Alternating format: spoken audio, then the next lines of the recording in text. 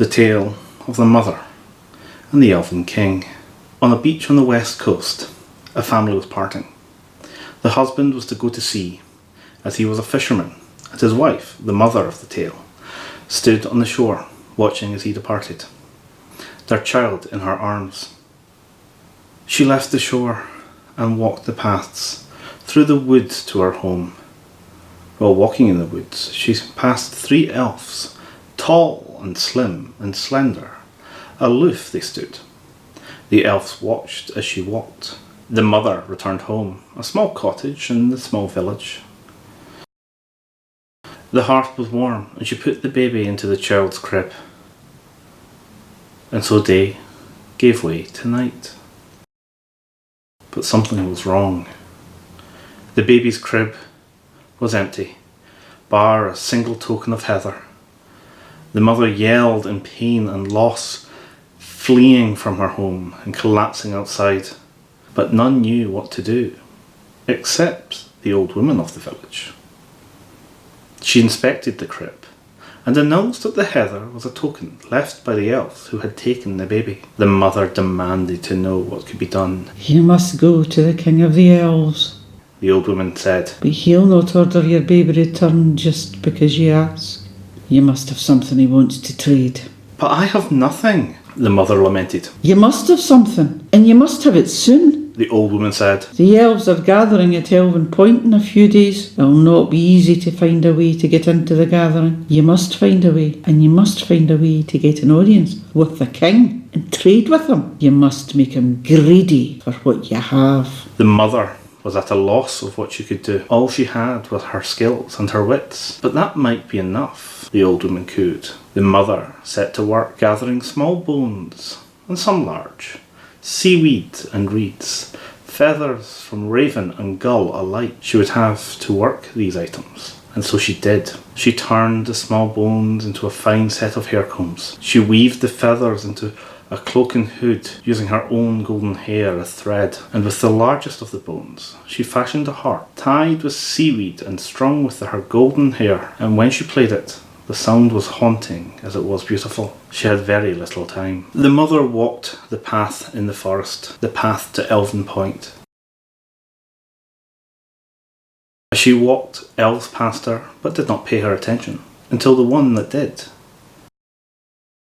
"What are you doing, human?" the elven maiden asked. "I'm going to the gathering," the mother said. "You will not get in." The elf smirked. "You will get me in," the mother replied. Why would I do such a thing? "Because I will pay you." What could you have that I would want? The mother slipped down her hood, showing off the fine bone combs in her hair. "Give me your hair combs, and I will help you. I will take you into the gathering, but that is all I will do for you." That will be enough. And the elf was true to her word, and took the mother to the gathering. The elven maiden took her and slipped her past the guards, and once inside the gathering, she paid the elf her price and carried on towards the king. Many were in the way. It was not long before she found herself in front of a board official, who stopped her. "Where's your invitation?" "I have a gift for the king," the mother said. "Everyone has a gift for the king. A palace so high around him, he can hardly get out of his throne. You need an invitation to speak with the king. You can watch the proceedings from the stand." "I have a gift for you," the mother said, slyly and quick. "What gift? Give it to me." "This fine cloak will be yours if you can get me before the king." "Give it to me now." "No, when I stand before the king it will be yours, not before." "Come with me." The official took her to a line and ushered her into place.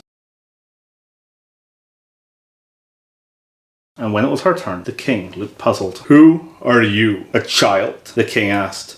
But his question turned into a gasp as the mother shrugged off the hood of the cloak to reveal herself. "A human? You have no business here. How did you get here?" The mother bowed to the king. "I have business here, and I've got here with my own intelligence and cunning, and I have something for you." The king, ever greedy, softly beckoned her to come near. "What do you have?" The mother moved forward and dropped the heather left in the crib into the king's hand. "I am here, your majesty," to ask for the return of my baby. He was stolen by your folk, who left this token in his place. I return the token and ask you to give me back my baby. The elves owe humans nothing. We give you nothing. The king roared, but the mother stood firm. I know that, she sighed, and so I am prepared to trade. The king laughed. I have no need for another cloak, even one as fine as that. I'm glad of that, your majesty, the mother said with a smile, for the cloak has been promised to another. The mother dropped the cloak from her shoulders, and as it fell to the ground, it was snatched by the official. Under the cloak, the mother had a bag, and from which she pulled the harp and began to play. The crowd fell silent.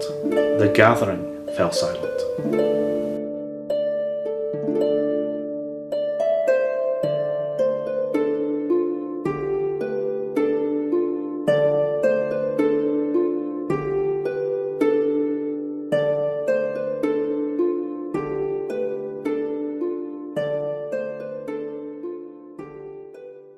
I will trade you this harp for my baby, she said. The king shook his head. I cannot return your child, but I want the harp. Bring food, bring wine, the finest in my hall. He ordered his servants for it to be laid before the mother. Never had she seen such fine food and drink before, but she was not tempted even though she was hungry. This is indeed the finest food and wine I have ever seen in my life, to be sure, but it would taste like ash in my mouth without my baby. The king frowned. Take this peasant's feast away and bring me the finest clothes and cloths eyes have ever seen. This is indeed the finest cloth I have ever seen in my life, but it is not for the likes of me. My grief of not having my baby would make the colours dull. Take these rags away and bring me jewels and gems, a chest full to the brim. Never before have I been offered such riches, but for all they are worth, having them will never make me as rich as having my baby in my arms. If you want the harp, you must return my baby to me. The king looked angry and called to the crowd. Who has the child? Bring it to me. The crowd fell silent. Finally, a female elf stepped forward. She held the baby out to the king. The king signalled for the elf to return the baby to his mother, and as she accepted the baby into her arms, the mother gave the king the harp. As soon as he had the harp, the king began to play, and the attention once given to the mother was drawn to the king. And so the mother quietly walked through the crowd with her baby and made her way out of the gathering. As the mother and baby reached home, she looked out to the sea and saw the boats returning. There, on the shore, she embraced her husband, her family whole.